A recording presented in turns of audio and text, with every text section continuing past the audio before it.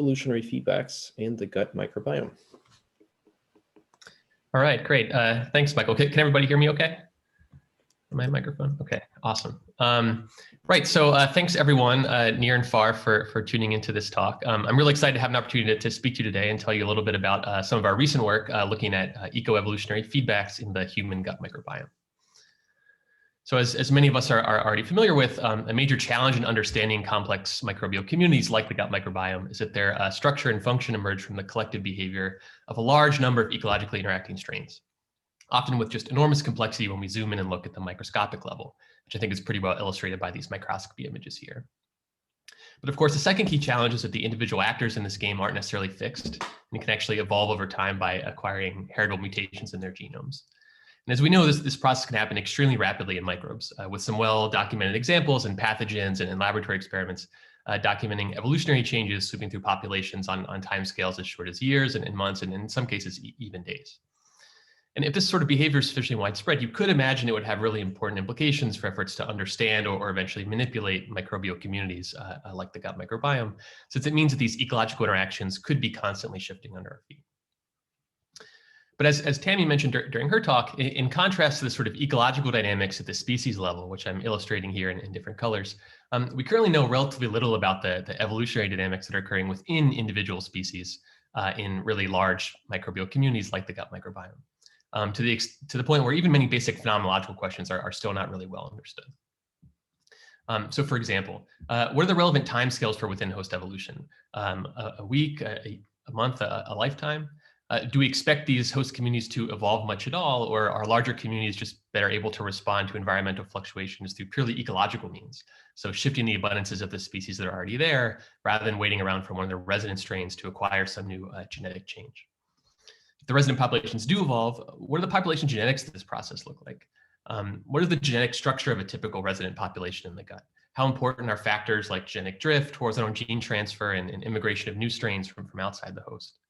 And how do these short-term processes within hosts relate to the longer-term evolutionary processes that shape genetic variation across hosts in the broader human population? And I argue that without knowing the answers to these really basic questions, it's really difficult to know what sorts of models we should even be playing around with in the first place, or how we'd go about rationally designing or interpreting data from experiments. And at this early stage, it's also clear that even some really rough order of magnitude estimates could be extremely useful for helping us prioritize future theoretical or experimental studies. So to try to address this gap, we've been developing approaches for going in and measuring evolutionary dynamics in the human gut microbiome using shotgun metagenomic sequencing of fecal samples.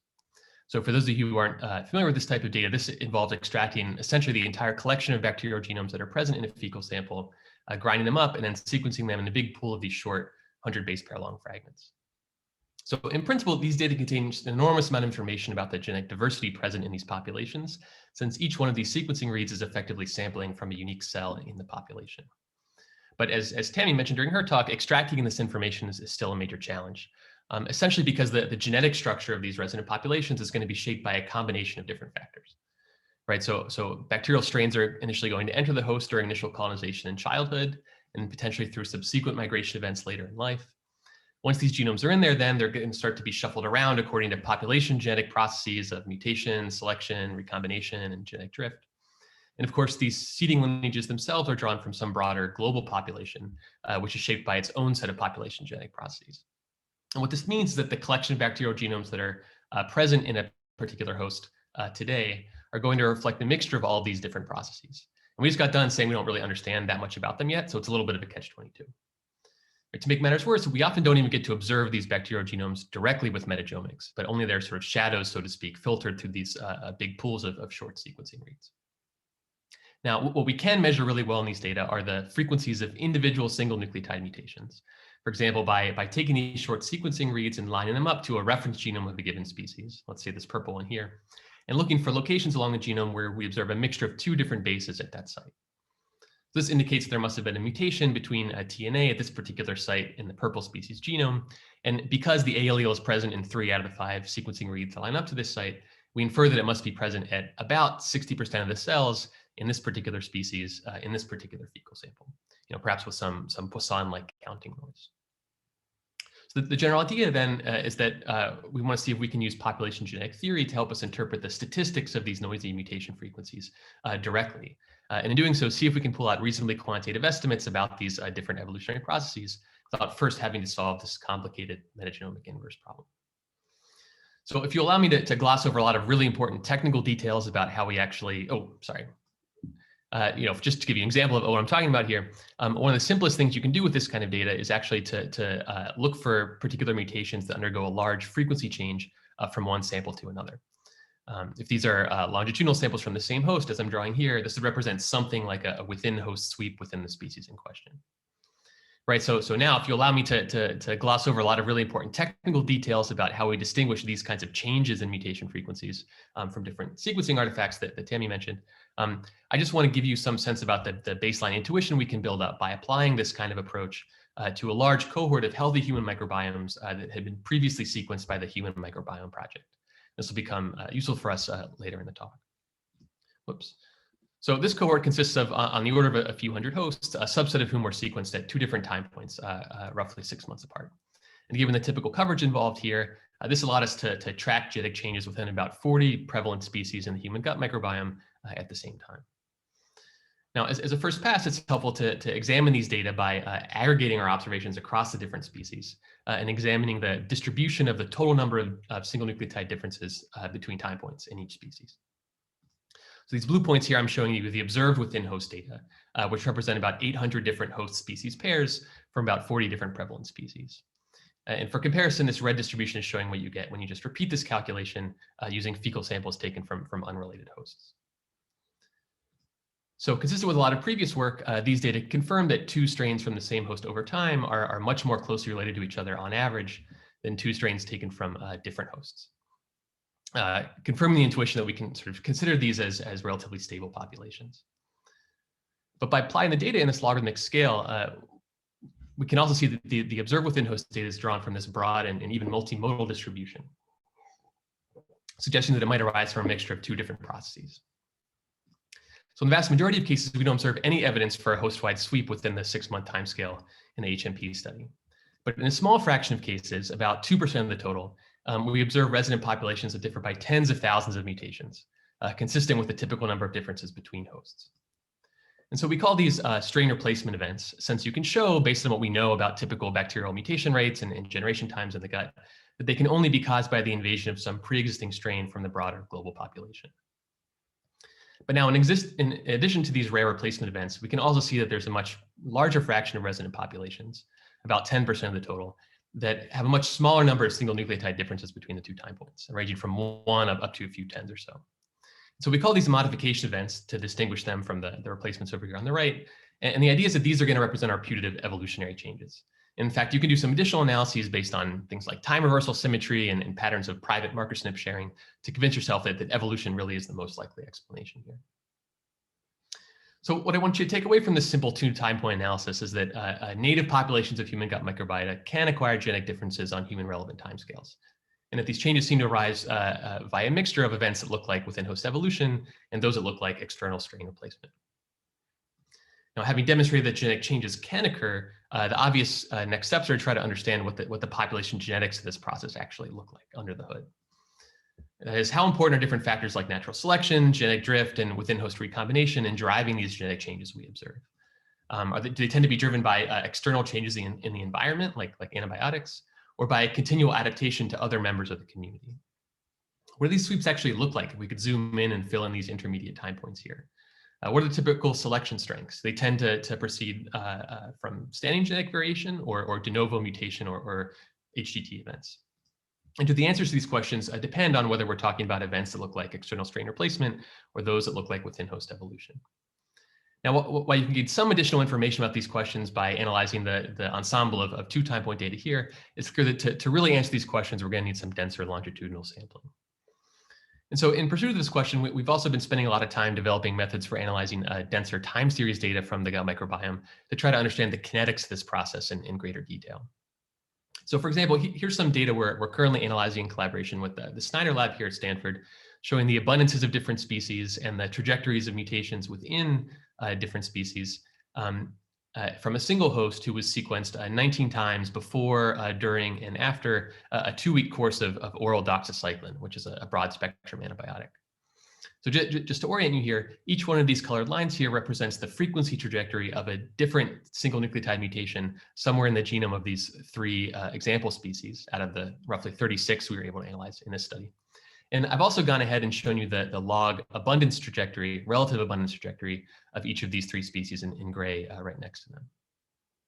Now, even with data from just a single host, this N=1 study, these data already allow us to learn some interesting new things about how the gut microbiome responds and recovers from antibiotic perturbations at the genetic level. So as you might expect, we see that ordinary oral antibiotics can indeed drive really rapid genetic changes within individual species in this complex community, and at a much higher rate than we observed in healthy human hosts before. But we can also see now that these genetic changes don't appear to be consistent with the sort of simple extinction and subsequent recolonization picture that we often assume. Instead, we find that genetic changes can frequently occur in species that are able to maintain relatively high abundance during antibiotic treatment, as in these 2 examples I'm illustrating here, which in fact, it's really hard to see any changes in their relative abundance trajectory as the genetic change is occurring. At the same time, these genetic changes also seem to be inconsistent with some of the simplest models of antibiotic resistance evolution, as embodied by this simple cartoon model of a selective sweep that we started out with at the beginning. Right? I mean, just by comparing these things by eye, you can tell that the data already look relatively different from this simple cartoon. Instead, if we follow the trajectories of these sweeping variants backwards in time, we find that actually many of the sweeping variants were often present at low or intermediate frequencies long before antibiotic treatment started. And then undergo really rapid expansions during, or in this case, immediately after treatment concluded. But despite these really strong selection pressures, a few of these variants actually managed to fix in their respective populations. In fact, we see that many tend to revert back to their baseline levels within a few months after treatment is concluded. Now, we see similar effects in many of the other species in this host in which we're able to track genetic changes. And this raises an intriguing hypothesis that there may be actually quite a bit of additional ecological structure within individual species in this larger community, which is now suddenly revealed by this sudden environmental perturbation. This is similar to the example Tammy talked about it in her talk earlier in the session. Now, interestingly, from these 2 examples here, we see that this kind of behavior can occur both for competition between external strains, as in this E. elegans population, which is provide tens of thousands of SNPs and hundreds of different genes across their genome, as well as for strains that appear to have diversified either within the host or within somewhere within its local environment, as in this Fasciculoctobacterium example. Now, so far, I've mostly just been talking about genetic changes within individual species, sort of independent of the fact that they're embedded together in a larger community. Of course, a really crucial question going forward is whether this genomic plasticity actually matters for either the ecological or functional structure of these host communities. You know, in other words, do evolutionary changes tend to alter ecological interactions between species, as they're observed to do in some laboratory experiments in model microorganisms, like the Lenski experiment? Or is all this evolution stuff only marginally relevant if we zoom out and look at the species level? Perhaps because species tend to inhabit very separate ecological niches. You can imagine that the answers to this question would be extremely useful if we're trying to actually engineer a host community to reach some particular ecological state through fecal microbiome transplants or probiotics, et cetera. Now, a big challenge is that while a few isolated examples of these kind of interactions are already known, their global impact in situ is really difficult to quantify. Because we expect the answer to vary a lot depending on the identity of the specific mutation involved, the species it occurs in, and the other species that the focal species competes with at the same time. Now, our metagenomic approach provides an opportunity to actually try to get this question in a statistical manner by asking whether the observed examples of within host evolution we can detect are actually associated with larger shifts in species level composition between the same 2 time points, which we can measure with metagenomic data. So just to give you an example of this effect, here's one particular host from our human microbiome project cohort, in which we detected strain replacement events within 2 particular species in that community, and in which several other species were observed to go extinct and a few new ones invaded over the same time period. Now, in contrast, here's a different host from our large panel in which we didn't detect any genetic changes within species. And we also observed a much more modest shift in species level composition between the same 2 time points. Now, these are obviously just 2 cherry-picked examples that I picked here. But one of our summer undergraduates, Leighton Rosenfeld, has done some great work showing that when you look across our larger cohort, we do indeed observe some preliminary evidence that both strain replacement events and evolutionary modifications are at least statistically associated with larger shifts in species level composition between the same two time points. So here I'm just showing you some really crude Jensen-Shannon distances in hosts in which we detected either an evolutionary modification event or at least one strain replacement. And we can see that while there's quite a bit of overlap in these distributions here, we do observe some small systematic trend towards slightly larger distances in hosts that experience an evolutionary modification, and even larger ones in those that experience a strain replacement, at least compared to a null model in which we randomly permute these different genetic events across different eligible species and hosts in our panel. Now, interestingly, it appears that these changes in community structure aren't solely driven by frequency increases in the focal species, as we might expect. So here I'm just showing the observed fold change in relative abundance for each of the species in which we detected an evolutionary modification or a strain replacement event. And this shows that many of these different species experience relatively small or even sometimes even negative changes in relative abundance over the same time interval in which they're observed to acquire a genetic change. This is consistent with some of our previous observations from the antibiotic time course earlier in the talk, where we observed that genetic changes didn't seem to be easily predictable from changes in a species abundance trajectory alone. Instead, the observed ecological changes appear to be a bit more global in nature, and that genetic turnover seems to be associated with more frequent extinction events in other species in the community, even if the frequency of the focal species declines. So just to give you an example here to illustrate, here's one particular host from our cohort in which we observed an evolutionary modification event in a Bacteroides stercoris population, which then declined a little bit in frequency. And at the same time, two other species in the community went extinct, one from the same Bacteroides family and one from a completely different family. And so we're currently trying to explore methods to assess whether these extinction events are either systematically more or less related to the species in which we acquire a genetic change. So to summarize, we're pretty excited to see some preliminary evidence linking within host evolution, the gut microbiome, the changes in its ecological structure, at least at a statistical level. And of course, from observational data like this, it's extremely difficult to actually identify that sort of causal direction of this effect. Right. In addition to the scenario maybe we've been implicitly thinking about so far, you could imagine that similar correlations could arise even indirectly if there was some common environmental perturbation that actually caused both the shift in species composition and the evolutionary changes at the same time. In order to truly obtain evidence for this first scenario here, we'd ideally like to be able to set up something like a replay experiment in a synthetic gut community, although this would necessitate a shift either to in vitro environments or germ-free mice at the minimum. We can also try to assess at least the plausibility of this first scenario theoretically by asking whether similar behaviors naturally emerge in really simple models of evolving microbial communities in which all of the ecological interactions and environmental conditions are already known to us ahead of time. So to try to address this question, we're also spending a lot of time developing a theory for predicting how evolution influences both the ecological and genealogical structures that emerge in one of the simplest possible models of a microbial community that you could imagine, in which cells compete for different substitutable resources that are continually supplied by the environment. Now, if you squint a little bit, you can sort of think about this as maybe a minimal model of a host microbiome, except with some extremely simplified growth dynamics, which neglect important factors like cross-feeding, nutrient sensing, potential spatial structure within the gut environment. Now, a lot of previous work has utilized this class of models to try to understand ecological processes of community assembly, particularly in scenarios where a large number of strains coexist with each other at the same time. And you can access this regime pretty easily in this class of models simply by increasing the number of resources available in the environment. Now, to understand the impact of evolution, we can imagine randomly assembling communities of successively increasing complexity and examining the fates of first step mutations that alter the resource uptake rates of one of the resident strains in different ways.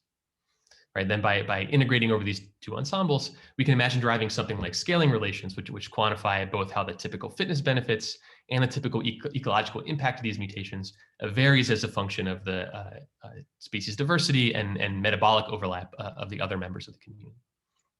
Of course, there's many different ways of simulating genetic mutations here.